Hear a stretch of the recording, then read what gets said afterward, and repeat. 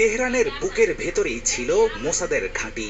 বিপদ আসার আগে কিছুই টের পায়নি ইরান।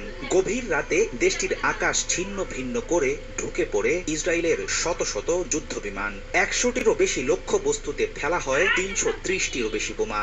এমন ব্যাপক অভিযান হুট করে হয়নি। এর জন্য বছরের পর বছর ধরে প্রস্তুতি নিয়েছে ইসরায়েল।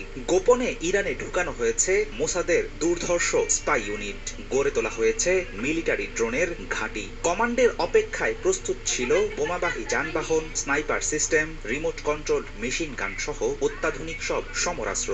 খামেনির এলিট ফোর্স কি জানতো তাদের ঘরেই ঘাঁটি গেড়েছে ইসরায়েল? মোসাদের পক্ষে কাজ করছে ইরানি নাগরিকদের একটি বড় অংশ। সেটা কি সত্যিই টের পায়নি ইরানের গোয়েন্দারা? ইরানের জনগণের ভেতরে ছড়িয়ে রয়েছে ইসরায়েলের গোয়েন্দা নেটওয়ার্ক। মোসাদ জানতো কোন রাস্তায় সেনা চলাচল হয়, কোন সরকারি ভবনে কারা থাকেন, শীর্ষ পরমাণু বিজ্ঞানীদের বসবাস কোথায় এবং কোন এলাকায় প্রতিরক্ষা সবচেয়ে দুর্বল। এসব তথ্য বহু মাস ধরে জড়ো করা হয় মাঠ পর্যায়ের এজেন্টদের মাধ্যমে, যাদের অনেকেই ইরানের নাগরিক। এবারের অভিযানের আগে ইসরায়েলি গোয়েন্দারা অকেজো করে দেয় ইরানি ডিফেন্স সিস্টেম। তেহরানের আকাশ প্রতিরক্ষা ব্যবস্থার আশেপাশে বসানো হয় মোসাদের সমরাস্ত্র। এগুলোই শেষ পর্যন্ত ব্যর্থ করে দেয় ইরানের তাৎক্ষণিক জবাব দেওয়ার ক্ষমতা। তেহরানে তৎপর থাকা মোসাদ কমান্ডো ইউনিটের হাতে ধ্বংস হয় ইরানের ballistic missile launcher, surface two air মিসাইলের মতো অনেক অস্ত্র।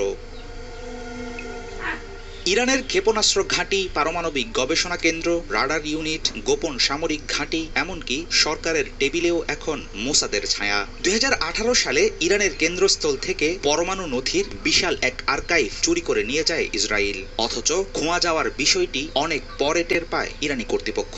২০২০ সালে তেহরানের ভেতরে বুলেট প্রুফ গাড়িতে থাকা অবস্থায় দেশটির প্রধান পারমাণবিক বিজ্ঞানী মহসেন ফখরিজাদেহকে হত্যা করে মোসাদ। তেহরানের ধারণা ২০০৭ থেকে ২০১২ সালের মধ্যে রিমোট কন্ট্রোল বোমা বা মেশিন গান ব্যবহার করে আরও অন্তত ৫ জন ইরানি পরমাণু বিজ্ঞানীকে হত্যা করে ইসরায়েল। একের পর এক পরমাণু বিশেষজ্ঞ হত্যার মাধ্যমে তেহরানের পারমাণবিক বোমা তৈরির চেষ্টা ব্যর্থ করে দিচ্ছে ইসরায়েল। এবার তেহরানে প্রথমবার হামলা শেষে নিরাপদে ফিরে যায় সবকটি ইসরায়েলি যুদ্ধবিমান। পুরো অপারেশনে তাদের পথ দেখায় আগে থেকে মোসাদের বসানো গোয়েন্দা কোড, মানচিত্র আর স্পাই ক্যামেরা।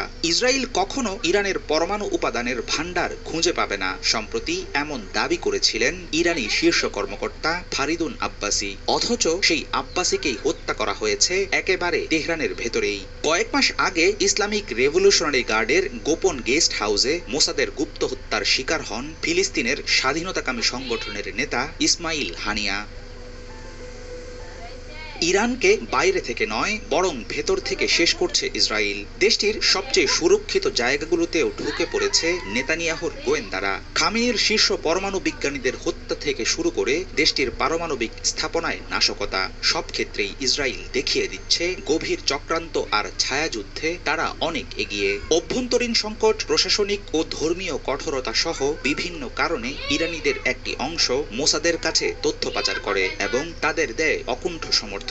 দেশটিতে ছড়িয়ে পড়া ইসরায়েলের দুর্ধর্ষ গোয়েন্দা নেটওয়ার্কের কার্যক্রম দমাতে না পারলে অচিরেই আরও কঠিন বিপদে পড়বে ইরান।